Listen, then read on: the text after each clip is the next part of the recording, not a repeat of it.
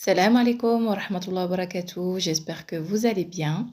Alors aujourd'hui, comme je vous avais dit, je vais faire une vidéo pour vous parler de ma hijra, mais surtout du départ de ma hijra, comment ça s'est fait, sur le choix de notre destination, où est-ce qu'on allait vivre avec nos enfants. Bismillah, c'est parti, Inch'Allah. Alors d'abord, qu'est-ce que la hijra et pourquoi mon mari et moi, avec nos enfants, on a décidé de quitter notre pays de naissance, là où on est né, où on a grandi, où on s'est marié. Alhamdulillah, ça va faire presque 10 ans que j'ai fait hijra avec ma famille au Maroc. Tout d'abord, la hijra en arabe, ça veut dire se déplacer. Mais sa signification, on va dire religieusement parlant, c'est émigrer, se déplacer, donc d'un pays musulman, un pays non musulman vers un pays musulman. Alhamdulillah. Donc notre prophète Mohammed, sallallahu alayhi wa sallam, donc comme lui, il a fait hijra donc de la Mecque à Médine parce qu'il était persécuté par les gens de Médine car il n'était pas encore musulman. Donc pour ma part, dès le début de mon mariage, on s'était mis d'accord pour partir avec mon mari dès que possible pour pouvoir pratiquer notre religion sereinement, en toute sécurité. Et alhamdoulilah, c'est la meilleure décision qu'on ait prise. Donc la hijra, c'est un cheminement spirituel. Ce n'est pas facile de quitter son pays, ses habitudes, sa famille, un confort, là, on est bien, on n'a pas peur. La santé, on a les hôpitaux, on a tout. Donc quand on le fait vraiment pour Allah, pour se rapprocher de lui. Il y a différentes hijras. Il y a la hijra pour gagner plus d'argent, par exemple, ou la hijra pour retrouver quelqu'un. Donc la niya, l'intention au moment du départ, est très importante.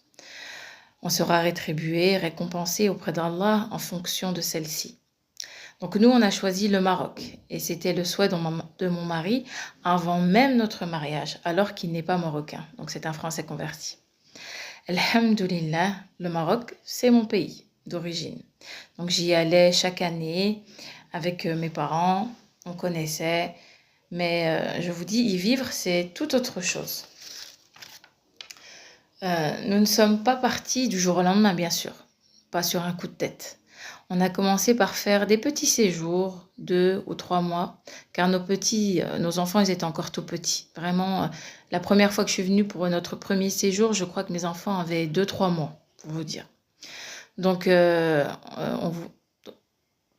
c'était pour repérer, pardon.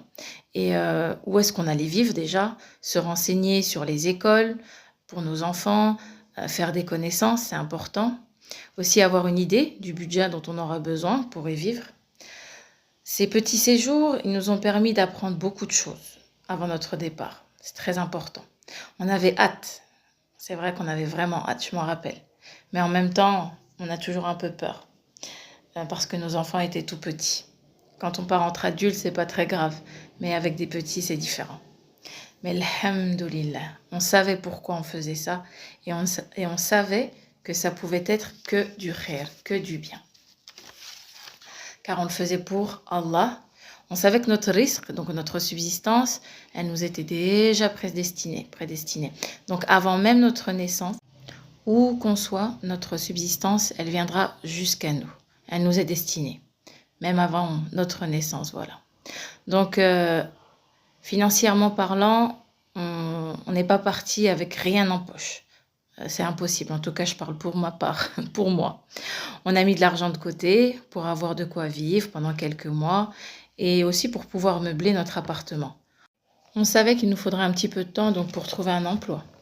On n'avait aucune idée dans quel domaine, on ne savait pas, mais on s'est lancé, on s'est dit bismillah.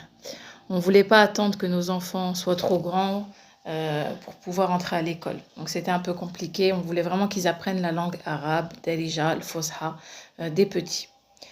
Donc pour ma part, je ne voulais pas faire les cours à distance pour mes enfants. Ça c'était vraiment, je me sentais pas capable. J'avais vraiment envie que mes enfants aillent à l'école, qu'ils se mélangent à la société, mais bien sûr tout en respectant donc nos principes religieux.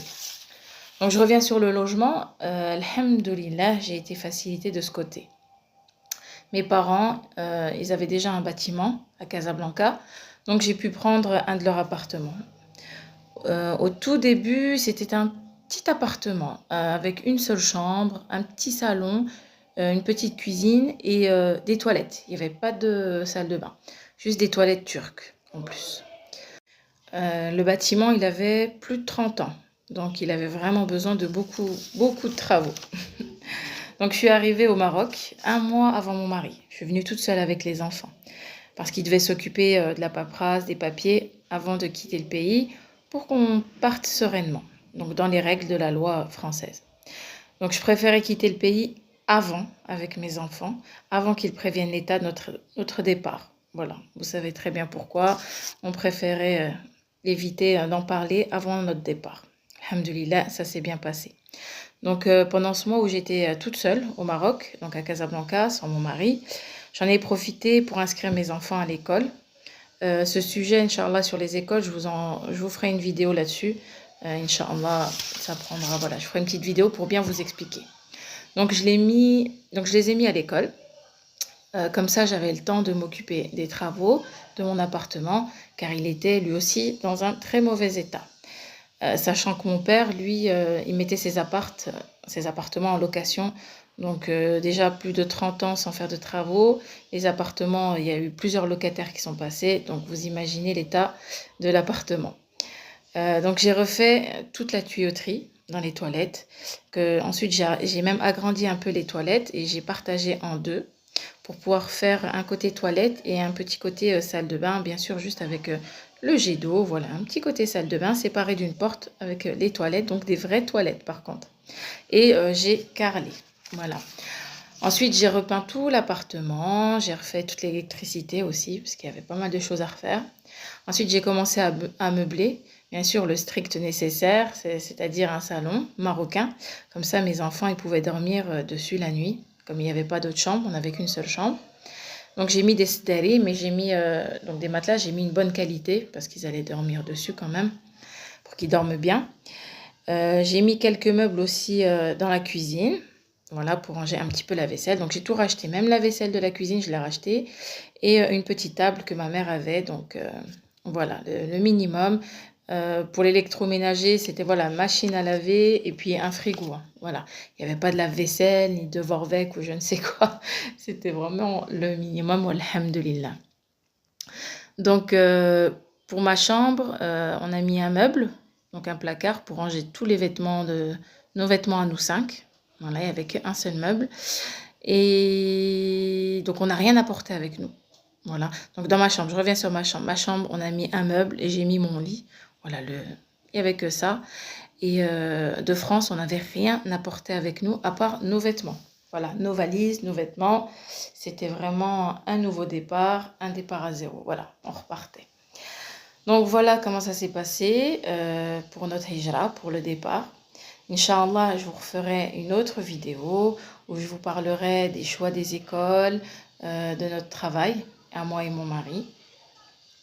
Et puis, si vous avez d'autres questions, Inch'Allah, posez-les-moi en commentaire et j'essaierai d'y répondre donc, dans mes prochaines vidéos. Voilà, donc je ne vais pas tout mettre dans la vidéo, sinon ça fait trop long.